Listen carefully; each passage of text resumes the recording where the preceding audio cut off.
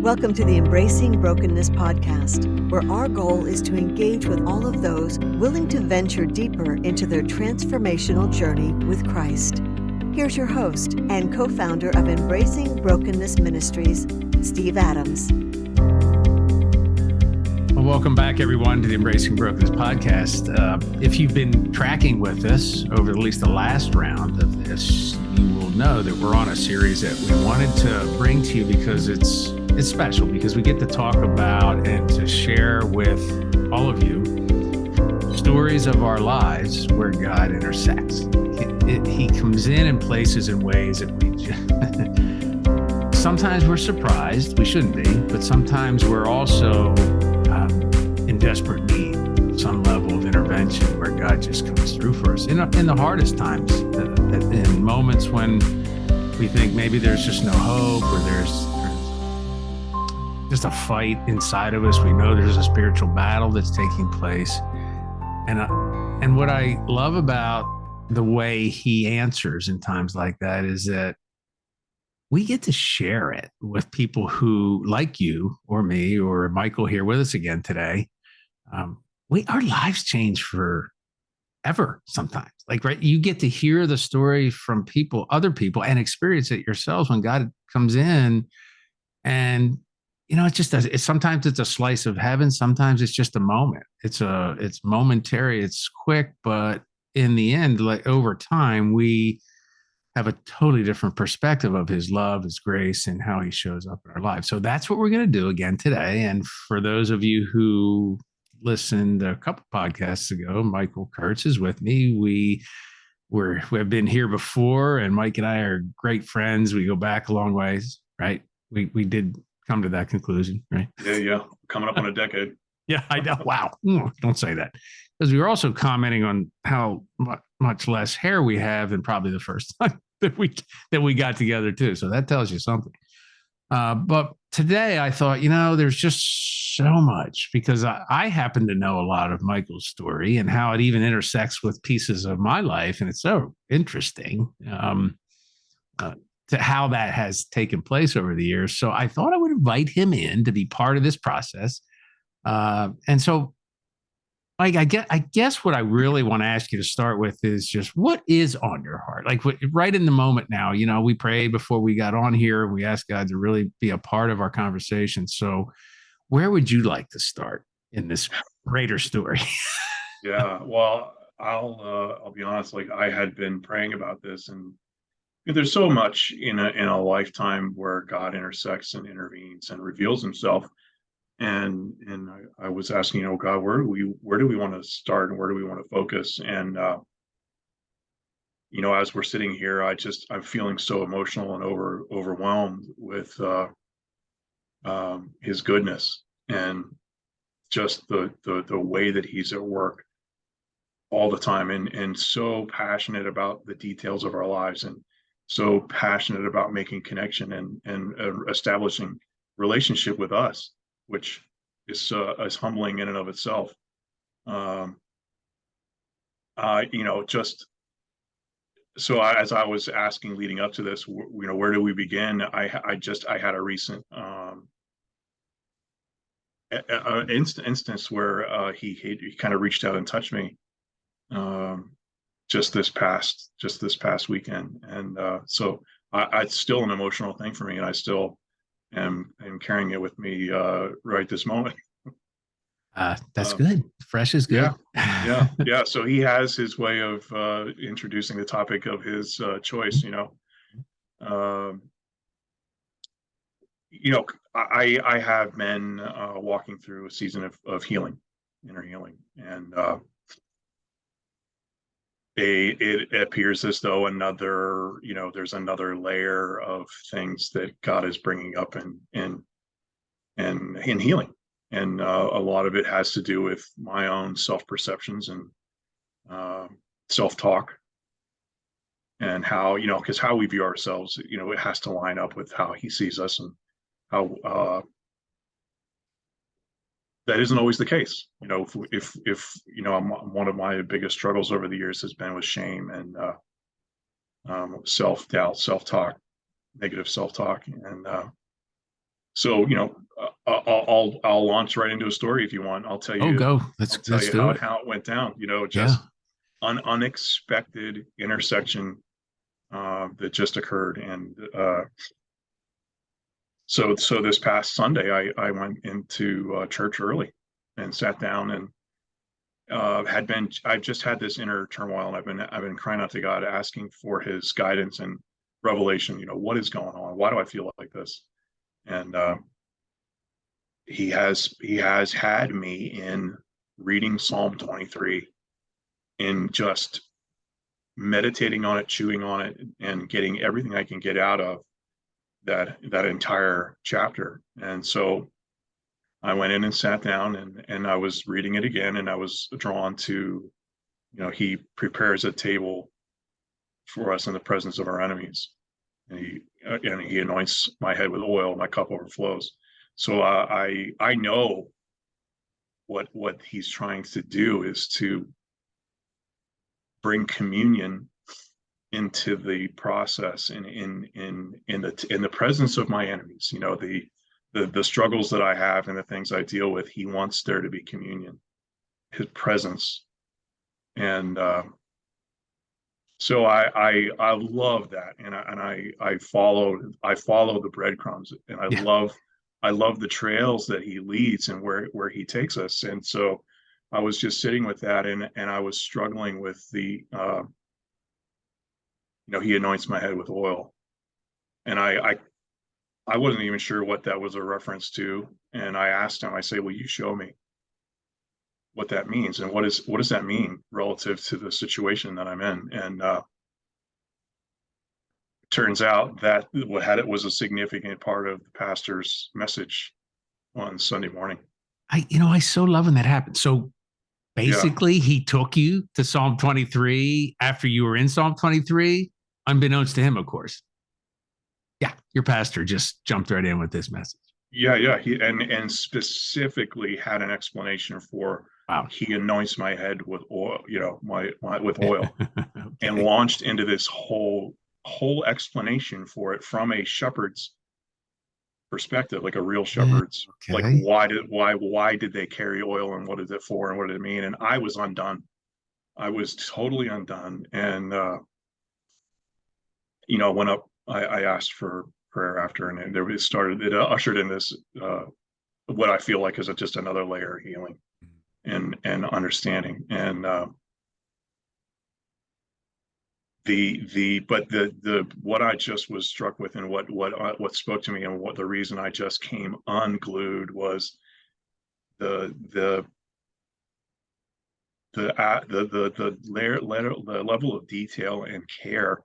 I mean, I would have walked in and sat down in the service and would have gotten something out of it, because that's where I'm at. Right. But to sit me down and lead me to that, to have me, I asked that question in advance. He knew what the message was going to be about. I didn't. It was just another level of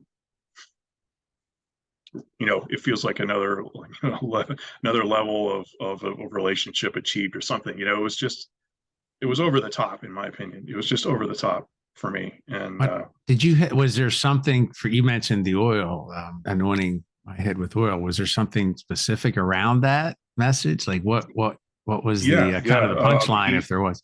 The punchline was that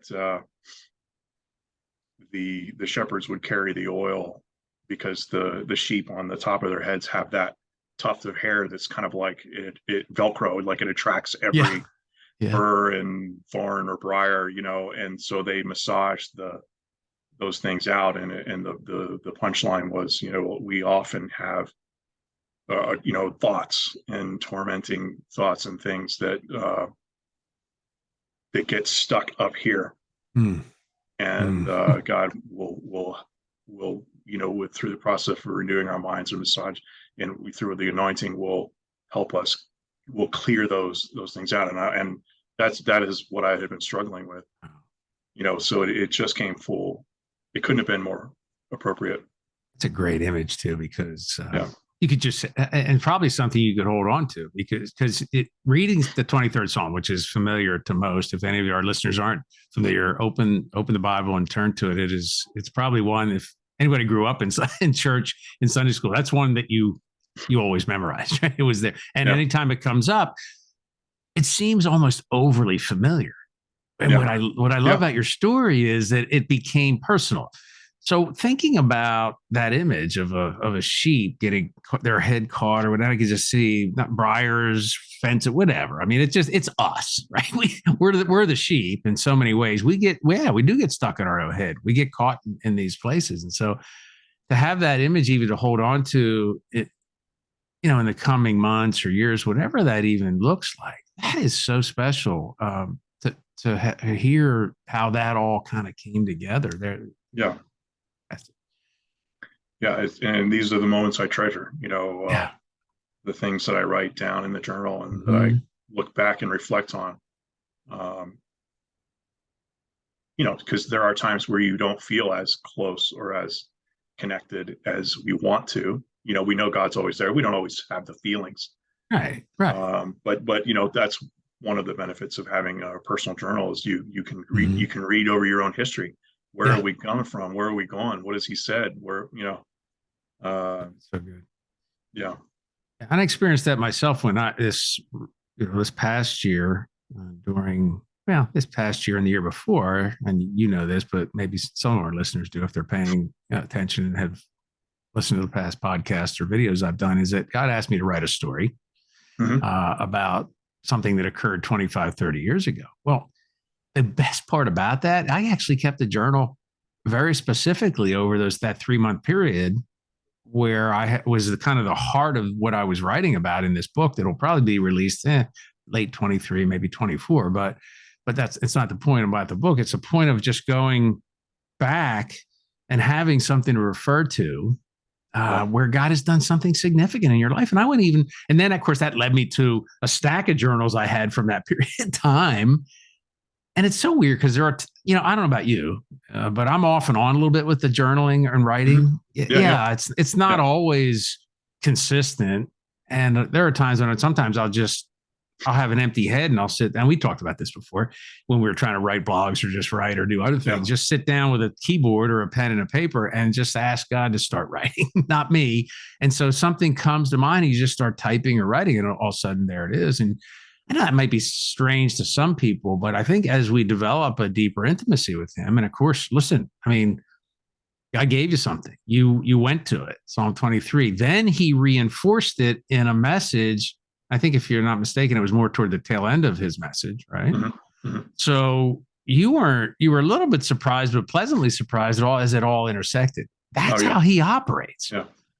And I don't know what the number of threes are, but oftentimes things like that happen in threes. Like I'll get 3 things in a row and go, okay, I am going to pay attention to whatever this is that's going on. Even if it's not as dramatic as what you just described, just hints of that. So part of God's story, no question about it. Part of your story, isn't it? Yeah. Tell me more. Tell us more. Where did you land from there? That was just this week. Oh, wait. Oh, so we have to hear. We're gonna have to get you back in about a month or two and get the rest of the story. Okay. Yeah. But you just reminded me. When I was in college, that was when I had really first learned that we serve a God who actively speaks, and hearing God's voice was a new concept for me.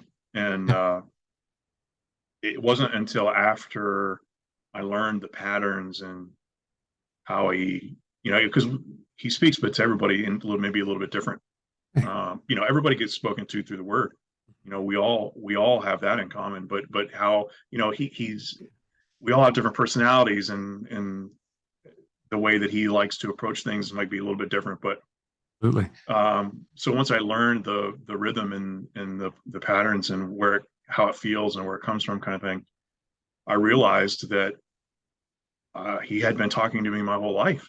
I didn't know that it was him. I would have a feeling or a knowing about something that was positive and good and loving, and I realized that was him. You know, when I was younger, and well, you know, you reminded me when you were talking about sitting down sometimes and not knowing what you were going to write, and just sort of engaging with him and, hey, what are we going to talk about today? Yes. That was where I started in the process. Was I had, when I was in college, I took a course in the church that I went to about hearing from God, and you know, one of our practices, we would sit down and ask God, what would you like to say today, or what would you like to talk about, and then just start writing what you felt like the answer was. And some of it was a means of practice, but it was really a way of getting into the rhythm and the flow of it. And that one in and of itself was life changing, because you realize a lot of what he wants to talk about initially is how much he loves us and wants to be in relationship. And it's like, you know, I had never known that kind of an intimate relationship with him. It was always, you know, a master and a Lord relationship, and not so much a personal, like really close. Well, and I can so relate to that. We, you know, in some ways, we both grew up in church, so you know, but the church I attended was pretty fundamental in its approach to these types of things, and so this notion of hearing from God, I'm kind of glad you brought it up, because on the next podcast that'll be air on January 2nd, which is the New Year's podcast, I'm taking a little different approach, and one of them, what we're going to talk about is, you know, how do you approach a new year, for example, and hearing from God. I have a practice, something I do annually, a couple of things, but one in particular is asking God for some word or some phrase or something that he would want to speak over me as I head into this new year. Now, the weird thing about New Year's is that, you know, it doesn't have to be a one day flip of the calendar and all of a sudden everything is different. You can do that. This is any time, right? It's any time. But we all tend to kind of gravitate toward the end of the year. And I'm not a big New Year's resolutions fan. I think if you're going to resolve to do something, do it now. And I'll wait till the first of the year to do it. But the idea here that I'm kind of getting under is hearing from God, not a concept that many of us had exposure to early on in our life. And a big part of the last decade of my life is understanding that it's not, you know, you said it, obviously the primary way that he speaks to us is through his word. And nothing should be taken to heart without making sure it doesn't conflict with that in some way. Absolutely. So let's just put that out on the table. You know, the idea, we get all kinds of weird things that come in and out of our head. The enemy would love to pretend. He's the great deceiver and pretender himself. So he might whisper something in there. We hear something in our heart and go, whoa, time out. And it might even be partially true. We remember what happened to Adam and Eve, right? So I'm glad you brought it up, because I think, you know, besides his word, you know, other people like the pastor this past weekend, we can hear from him through others. Clearly we can do it maybe through circumstances. Big part of my life was circumstantially things would happen and I would just walk forward through it's almost like a funnel that God leads you through. And to your point, he speaks to each of us differently because we have a personality, different way of relating to others. And so he knows us intimately. And I think, you know, as we spend time quietly with him, as you did in Psalm 23 prior to that, and just him showing you this really cool thing that was going on in relationship to what you were struggling with. Okay. That's the cool thing. Like, you don't, he's so personal. It's not some nebulous thing that all of a sudden he introduces to us, but we do have to ask. Sometimes you talked about love and the intimacy of and the ability just to hear how he loves us first. That's where it should all start. Yeah. So anyway, I think that's a really good lead into where we're going to go next time around. But it's also really important, I think, for anybody listening to understand it's available to everybody. So what Michael's talking about is not like an exception. And I don't know why. I don't know why we believe that hearing from God in a very personal way is something that's not biblical, because it's all over the word. Like, you know, look how he spoke to David. Look how he spoke to Joseph. Look how he spoke to Solomon. Look how he spoke to Moses. I mean, you name it. The characters that we know the most. I mean, David being a man after God's own heart, he spoke to him a lot of different ways. Of course, David spoke to himself and heard the enemy speak to him in ways that really derailed him too. So I think I say this often, the Bible is not a book of exceptions, it's a book of examples. And so when we get stuck in our kind of a fundamental belief that God doesn't speak today, like we can give examples all around the world. That could be another podcast talking about how he's speaking to the Muslim world in the Middle East, or even to others that don't really have access to the word. So thanks for bringing that into this. Yeah. And there's you had mentioned the New Year's, what your practice at New Year's. I had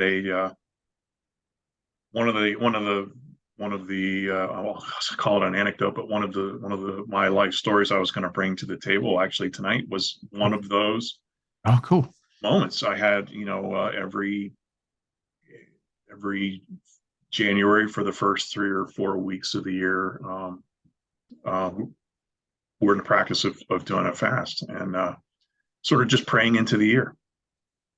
Not maybe anything that we get out of it as far as a word for the year or sort of a theme or whatever. That would be gravy. That's bonus. That's bonus. Yeah, bonus. Start with the consecration dedication. I think that's where I was going. Yeah, go ahead. Yeah, exactly. And so in 2021, not too long ago. Yeah. That January, I was in the middle of that, and so and the end of that, I really felt like the message was that change was coming. Significant change was coming, and of course there wasn't any detail beyond that. So you don't know what I had all kinds of hopes and ideas on what that might look like, and But then you get busy with the year, and if you don't have that in front of you all the time, you might. I had forgotten about that. Sure. Until April, May.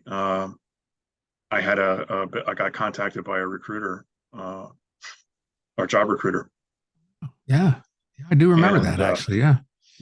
So I wasn't looking for work. I wasn't looking for another job. I wasn't looking to make a change there. That was the one area that I had sort of had some consistency in and some structure. I wasn't really looking to make a change. Yeah, you were there how long? For how many years? A little over 10 years. Yeah, wow. Yeah. So, I mean, I was on a roll. I wasn't really looking to make a change there. And, but, God in his grace had given me that message in January. And as when I saw that request, it was just, hey, let's have a conversation. Would you be open to it? Mm-hmm. And my initial reaction would probably have been, no, I'm good. I'm fine where things are. I may not even have replied to it, but immediately that came back to me. I thought for a minute, my gosh, could this possibly be? I said, yeah, I'll sit down with you. And it actually turned out to be an intriguing situation. So, I sort of put a fleece out a little bit, and I said, hey, I'm going 100 miles an hour. I'm super busy with work and other things. I didn't have a resume written up. I didn't do any prep because I wasn't looking for a job. I wasn't looking to make a change. Okay. So I said to the guy, I said, I don't have a resume. I don't have time to write one. If that's a problem, then that's going to be a problem. Which like violates all efforts on how you find new career path, right? So. Right. And, I don't really have a resume, so if you want to hire me, we're gonna have to do this different ways. I had not been on a proper job interview in 20 years. Because, that makes it tough. I hadn't the job I had before that for 10 years. I hadn't been on a job interview since 1998. Oh my gosh, that's so crazy. Just because I knew one person or another, and just hey, come on board, whatever. But so anyway, long story short, I talked with the recruiter. We hit it off. He wrote up the most amazing introduction for me as his candidate of choice for this position, Wow. walked through, I don't know, 4 interviews without skipping a beat. And I didn't, honestly, beyond just showing up to the meetings and being myself, I didn't lift a finger. And Yes. God opened the door, and I walked right through it Hmm. into another, a new chapter in my career that I had no plans on. I just throw it all in. But Wow. part of my the cry of my heart in January was, God, show me the next step. Like, I Hmm. wasn't thinking job, but I was feeling restless about some things. And God, show me the way. What is the next step? And he's like, okay, well, change is coming. So here, And another. Go ahead. Go ahead. What were you going to say? well, no, and it's just been, there have been all kinds of growth opportunities and challenges this was, year and a half. Yeah. Yeah. This January will be 2 years since I've had Years.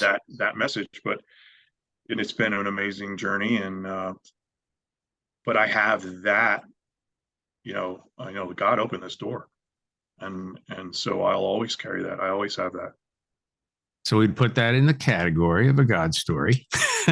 Yeah. We'd also put that in a category of hearing from God and approaching Him in such a way in a relationship such that you could hear from Him and that you could recognize something. I remember you telling me a little bit about this before, but if I recall, of course, once that started to happen, you immediately said, wait a minute, this is exactly what I was fasting and praying for in the beginning of the year.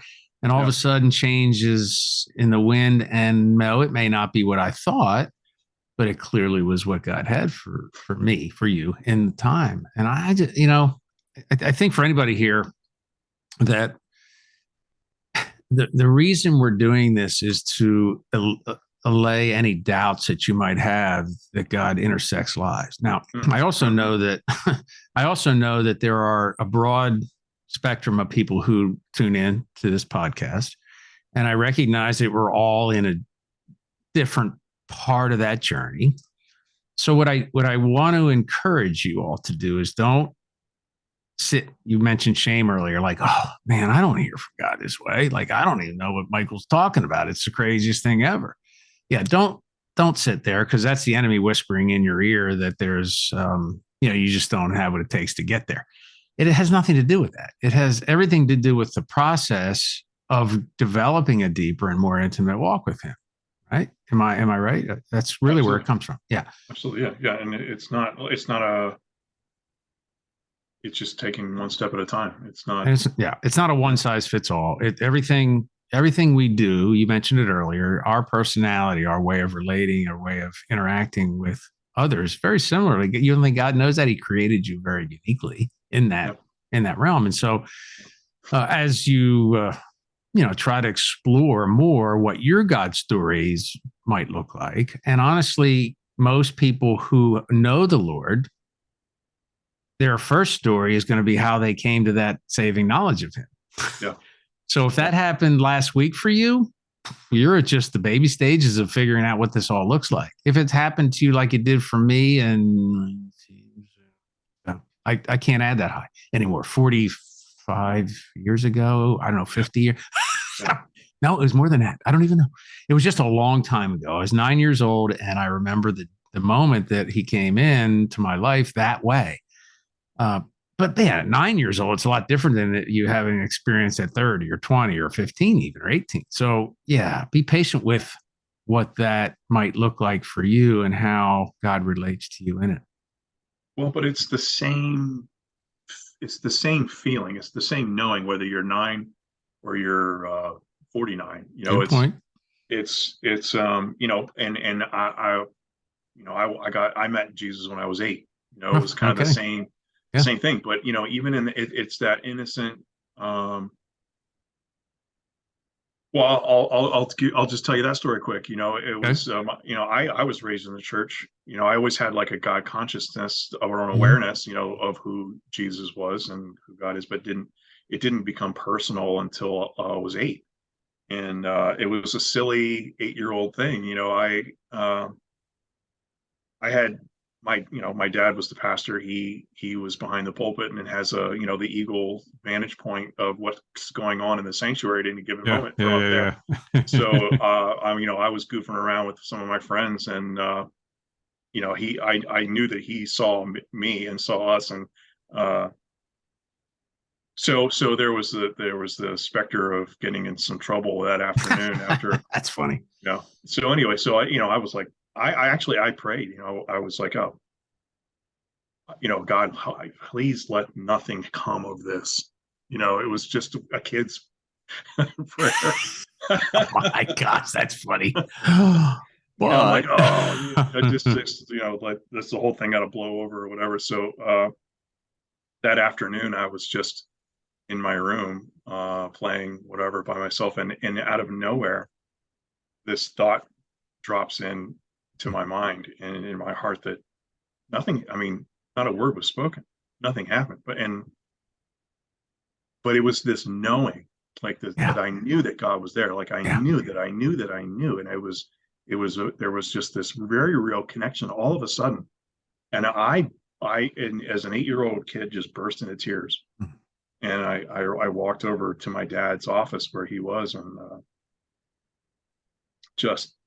I was beside myself, and I told him what happened, and he led me through the prayer, the Lord's Prayer right there, and the sinner's prayer, and on his lap. Wow. You couldn't ask for a more that's sort of a storybook beginning, but perfect. But it's that knowing of, I know that there's a connection here. I know that something just happened, and it's the same feeling, the same knowing that I had in the woods on the hike, knowing that there was a change coming, and that the same knowing that when I got that email from the recruiter that the connection was made, and it was the same feeling. And so it isn't that mysterious. It's very simple. Not. It is. And a lot of times we just rule it out, like, yeah, and that's not fair to us and to what God's doing either. So I want to wrap it up for the purposes of this little time together, to say this, folks. Listen, we all have a knower. There is a piece of it that God wants to intersect into our lives, and we have a story. Mm-hmm. So just spend a little time maybe over the holidays and write your story down. I'm going to show you at some time in the future. We're going to, as a ministry, we're going to give you a chance to share those stories. I feel like God's moving me to even write about that more. So take the time during this holiday season to just engage more in this process of knowing and experiencing God on this level. Mike, thank you again for being a part of what we're doing. I so appreciate you, and I appreciate what's going on here in this holiday season. Blessings to you. Yeah. All. Merry Christmas, everybody. Thanks, buddy. Merry Christmas to you all. We'll be back real soon. Tune in. This was another episode of the Embracing Brokenness podcast. For more information on Embracing Brokenness Ministries, or to subscribe to our blog, podcast, YouTube channel, or engage with us on social media, please visit our website at embracingbrokenness.org. Thanks for joining us.